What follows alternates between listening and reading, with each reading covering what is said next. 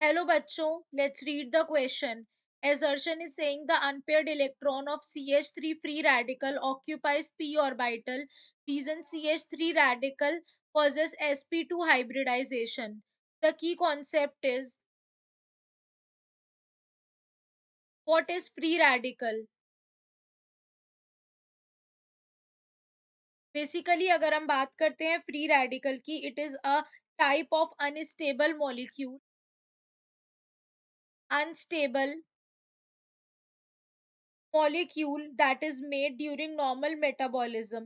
Free radicals जो होते हैं बेसिकली अगर हम बात करते हैं, जो फ्री रेडिकल्स होते हैं it can be defined as an atom और a molecule that contains one और मोर अनपेयर्ड इलेक्ट्रॉन्स, और वन और मोर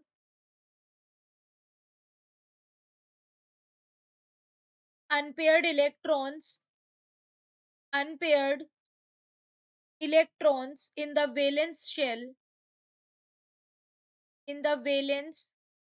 shell or the outer orbit is capable of independent existence। तो बेसिकली यहाँ पर अब हमसे क्या कहा गया है, यहाँ पर हमसे कहा गया है basically about the CH3 radical. तो बेसिकली अगर हम देखें यहाँ पर CH3 रेडिकल, तो इसमें क्या है, कार्बन जो होता है इसके पास तीन p ऑर्बिटल्स होते हैं, 1 2 3।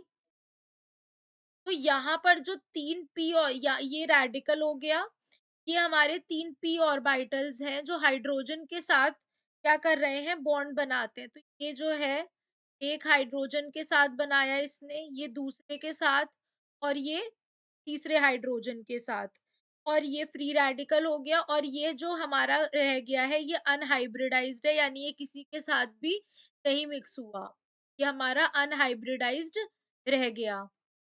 तो बेसिकली अब हम देखें यहाँ पर, तो ये जितने भी p ऑर्बिटल हैं ये sp2 होते हैं। नाउ लेट अस सी कि ये sp2 क्यों होते हैं। अगर हम देखें कार्बन की जो वैलेंसी होती है that is outermost shell में 4 होती है, 1s2 2p2 होता है नंबर ऑफ इलेक्ट्रॉन्स के अकॉर्डिंग। तो ग्राउंड स्टेट में ये कैसा कंटे इसका अगर हम बनाए यहाँ पर, तो दिस इज द, ये हमारा ग्राउंड स्टेट में है। एक इलेक्ट्रॉन जब एक्साइट हो जाता है, तो एक्साइटेड स्टेट में क्या होता है, एक इलेक्ट्रॉन जो है वो क्या हो गया, एक्साइट हो जाता है और यहाँ पर आ जाता है। अब हाइड्रोजन जो होता है, जो कि 1s1 होता है, इसके तीन मॉलिक्यूल्स कार्बन के साथ जुड़ रहे हैं। तो तीन मॉलिक्यूल्स जो कार्बन के साथ जुड़ते हैं वो यहाँ आ जाते हैं।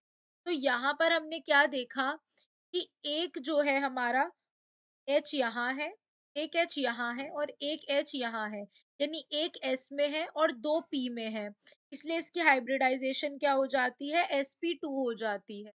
तो अब यहाँ पर हमें क्या दिया हुआ है कि unpaired electron of CH3 free radical occupies p orbital, तो ये करेक्ट है। CH3 free radical possesses sp2 hybridization, correct. तो यानी कि हमारा option number A is the right answer. Hope you guys understand. Thank you.